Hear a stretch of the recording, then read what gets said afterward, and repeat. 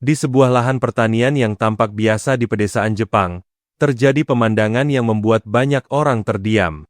Para petani Jepang yang selama ini dikenal disiplin justru berhenti sejenak untuk memperhatikan sekelompok pekerja asal Indonesia. Bukan karena keributan atau kesalahan, melainkan karena cara mereka memanen singkong yang dianggap jauh lebih cepat, lebih rapi, dan nyaris tanpa membuang hasil panen. Tidak sedikit yang mengira itu hanya keberuntungan. Namun semakin lama mereka mengamati, semakin jelas bahwa ada pengalaman panjang yang sedang bekerja di depan mata mereka. Dan yang paling mengejutkan, kisah ini membuka mata banyak orang tentang keahlian yang selama ini jarang mendapat sorotan. Banyak orang mungkin tidak menyangka bahwa singkong, tanaman yang begitu akrab di Indonesia, ternyata juga mulai mendapat perhatian di beberapa wilayah Jepang. Meskipun bukan tanaman utama seperti padi atau sayuran, sejumlah petani dan lembaga pertanian mencoba membudidayakannya untuk kebutuhan pangan alternatif, penelitian, hingga produk olahan tertentu.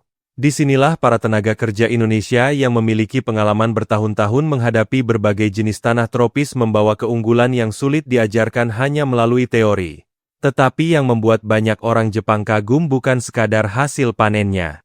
Cara mereka membaca kondisi tanah, menentukan arah tarikan batang, hingga memastikan umbi tidak patah justru menjadi pembahasan menarik di sekitar lokasi pertanian. Dan ternyata, masih ada cerita yang jauh lebih menarik di balik semua itu.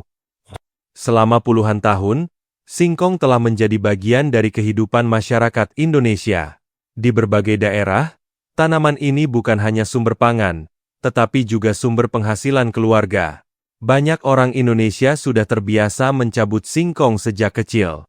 Mereka memahami bahwa setiap jenis tanah membutuhkan teknik berbeda. Jika tanah terlalu keras, batang tidak boleh langsung ditarik. Jika tanah terlalu basah, posisi kaki harus diatur agar tenaga tidak terbuang sia-sia. Pengalaman seperti inilah yang seringkali tidak tertulis dalam buku, tetapi tersimpan dalam kebiasaan yang diwariskan dari generasi ke generasi. Ketika pengalaman tersebut dibawa ke Jepang, hasilnya ternyata menarik perhatian banyak orang. Dan disitulah kisah ini mulai berubah menjadi sesuatu yang lebih besar daripada sekadar aktivitas panen biasa. Awalnya, sebagian petani Jepang mengira proses mencabut singkong akan berlangsung lambat karena ukuran umbi yang cukup besar dan akar yang masuk jauh ke dalam tanah. Namun para pekerja Indonesia justru memulai dengan langkah yang terlihat sederhana. Mereka lebih dulu memperhatikan tekstur tanah, membersihkan area di sekitar batang, kemudian menarik tanaman dengan sudut tertentu sehingga sebagian besar umbi dapat terangkat sekaligus. Teknik itu membuat kerusakan hasil panen jauh lebih sedikit. Beberapa orang yang menyaksikan bahkan langsung mencoba menirukan cara tersebut. Hasilnya tidak sama. Disinilah banyak yang mulai menyadari bahwa pengalaman lapangan ternyata memiliki nilai yang sangat tinggi. Tetapi kejutan berikutnya ternyata jauh lebih menarik lagi. Bukan hanya teknik mencabut yang membuat kagum. Para pekerja Indonesia juga dikenal mampu bekerja secara berkelompok dengan ritme yang sangat efisien.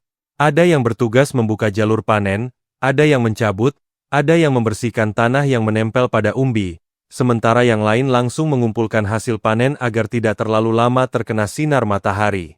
Pembagian tugas seperti ini membuat pekerjaan berlangsung lebih cepat tanpa harus terburu-buru.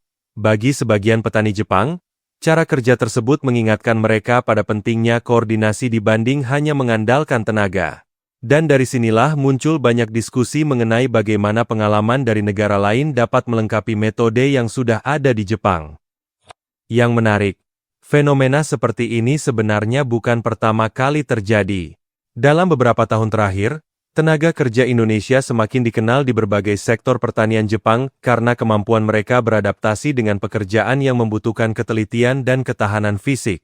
Berbagai laporan mengenai program pekerja asing menunjukkan bahwa sektor pertanian Jepang memang sangat bergantung pada tambahan tenaga kerja, akibat berkurangnya jumlah petani muda dan meningkatnya usia petani lokal. Kehadiran pekerja dari Indonesia pun menjadi bagian penting dalam menjaga keberlangsungan aktivitas pertanian di sejumlah daerah.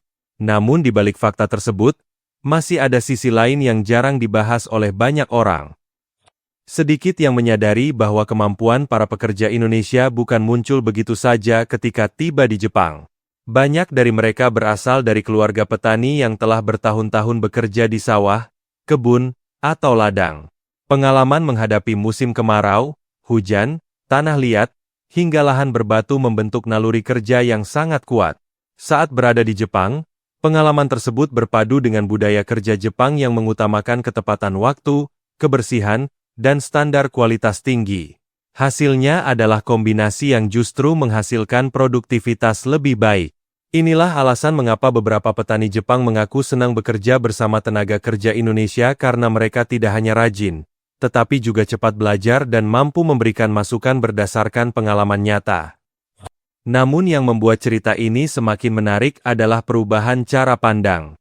Pada awalnya, sebagian orang menganggap pekerja asing hanya bertugas menjalankan instruksi. Tetapi ketika melihat adanya teknik yang justru efektif berasal dari pengalaman pekerja Indonesia, hubungan kerja perlahan berubah menjadi proses saling belajar. Para petani lokal mulai bertanya, mengapa cara tersebut berhasil? Bagaimana menentukan waktu terbaik untuk mencabut? Dan apa yang harus dilakukan agar umbi tidak rusak? Pertanyaan-pertanyaan sederhana itu menunjukkan bahwa pertukaran pengetahuan bisa datang dari mana saja, tidak selalu dari pihak yang dianggap lebih maju secara teknologi. Dan inilah pelajaran yang sering kali terlupakan. Lalu muncul pertanyaan yang lebih besar. Mengapa Indonesia memiliki begitu banyak pengalaman dalam mengelola tanaman seperti singkong? Jawabannya berkaitan dengan kondisi geografis Indonesia yang sangat mendukung pertumbuhan tanaman tropis. Indonesia merupakan salah satu negara dengan produksi singkong terbesar di dunia. Tanaman ini tumbuh di berbagai wilayah dengan karakter tanah yang berbeda. Karena itulah masyarakat Indonesia terbiasa mengembangkan berbagai cara untuk mendapatkan hasil panen terbaik sesuai kondisi lapangan. Pengalaman tersebut akhirnya menjadi modal yang sangat berharga ketika bekerja di luar negeri. Tanpa disadari, keahlian lokal yang dulu dianggap biasa ternyata memiliki nilai tinggi di negara lain. Kisah ini juga memperlihatkan sesuatu yang sering luput dari perhatian, yaitu bahwa inovasi tidak selalu lahir dari mesin modern. Terkadang inovasi berasal dari kebiasaan sederhana yang terus disempurnakan selama puluhan tahun. Cara memegang batang, posisi tubuh saat menarik, hingga kerjasama antar pekerja merupakan contoh pengetahuan praktis yang hanya bisa diperoleh melalui pengalaman panjang. Ketika pengalaman itu bertemu dengan sistem pertanian Jepang yang terkenal teratur, hasilnya menjadi kombinasi yang saling melengkapi. Tidak heran jika beberapa petani mengaku mendapatkan wawasan baru hanya dengan mengamati proses panen selama beberapa jam. Namun cerita ini ternyata belum berhenti di sana. Di media sosial, berbagai video yang menampilkan aktivitas pertanian seringkali mendapat perhatian besar. Banyak penonton tertarik melihat bagaimana pekerja dari berbagai negara saling berbagi pengalaman di lapangan. Komentar-komentar yang muncul umumnya memuji kerjasama lintas budaya dibanding membandingkan siapa yang lebih hebat. Ada yang kagum melihat keterampilan praktis para pekerja Indonesia, sementara yang lain mengapresiasi keterbukaan petani Jepang untuk belajar dari pengalaman tersebut. Reaksi seperti ini menunjukkan bahwa hubungan antar negara tidak selalu dibangun melalui pertemuan resmi, tetapi juga melalui kerja keras sehari-hari di tempat yang mungkin tidak pernah menjadi sorotan media besar. Yang lebih menarik lagi, banyak orang mulai menyadari bahwa citra Indonesia di luar negeri seringkali dibangun oleh tindakan nyata warganya. Ketika seorang pekerja menunjukkan disiplin, keterampilan, dan sikap menghargai rekan kerja, kesan positif itu dapat memengaruhi cara pandang masyarakat terhadap negaranya. Hal-hal sederhana seperti membantu menyelesaikan pekerjaan lebih cepat atau berbagi teknik yang efektif bisa meninggalkan dampak yang jauh lebih besar daripada yang dibayangkan. Karena itulah setiap pengalaman positif di lapangan memiliki arti yang penting bagi hubungan antar bangsa. Dan justru disinilah nilai sebenarnya dari kisah ini. Di sisi lain, Jepang sendiri sedang menghadapi tantangan besar dalam sektor pertanian. Jumlah petani terus menurun seiring bertambahnya usia penduduk dan berkurangnya minat generasi muda untuk bekerja di sektor ini. Kondisi tersebut membuat kebutuhan akan tenaga kerja asing menjadi semakin penting. Namun kebutuhan itu bukan hanya soal jumlah pekerja, melainkan juga kemampuan mereka untuk beradaptasi, menjaga kualitas, dan bekerja sama dengan masyarakat lokal. Kehadiran pekerja Indonesia yang memiliki pengalaman pertanian menjadi salah satu contoh bagaimana kebutuhan tersebut dapat dipenuhi dengan baik. Tidak sedikit perusahaan maupun kelompok tani yang kemudian menyadari bahwa proses pelatihan bisa berlangsung dua arah. Pekerja Indonesia mempelajari teknologi, standar kualitas, dan manajemen pertanian Jepang. Sebaliknya, masyarakat lokal juga dapat belajar mengenai pengalaman bertani di daerah tropis yang memiliki tantangan berbeda. Hubungan seperti ini menciptakan pertukaran pengetahuan yang saling menguntungkan. Semakin sering kolaborasi terjadi, semakin besar pula peluang munculnya cara kerja baru yang lebih efisien. Dan kemungkinan itulah yang membuat banyak pihak optimistis terhadap masa depan kerjasama pertanian kedua negara.